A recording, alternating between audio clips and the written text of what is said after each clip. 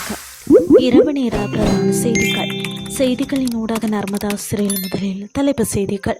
உயர்தர பரீட்சை வினாத்தாள் கசிவு குற்றப்புலனாய்வு திணைக்களம் விசாரணை.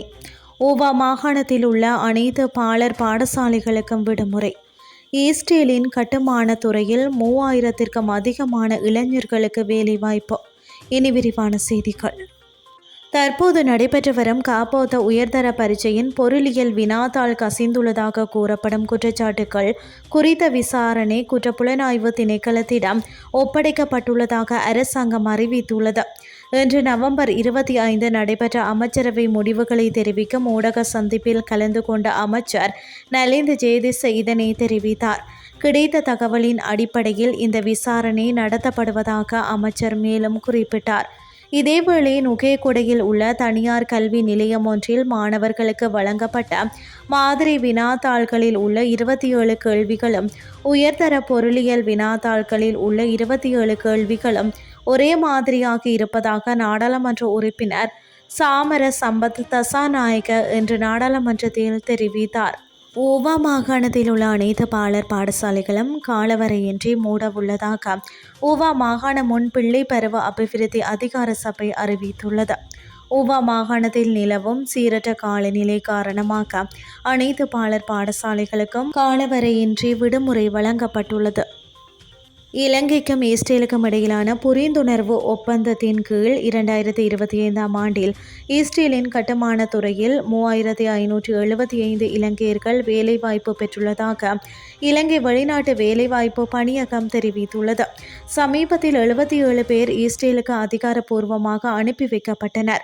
அவர்களுக்கான விமான பயண அனுமதி சீட்டுகள் வழங்கும் நிகழ்வு நவம்பர் 18 இலங்கை வெளிநாட்டு வேலைவாய்ப்பு பணியகத்தின் கேட்போர் கூட்டத்தில் பணியக தலைவர் கோசல விக்ரமசிங்கவின் தலைமையில் நடைபெற்றது.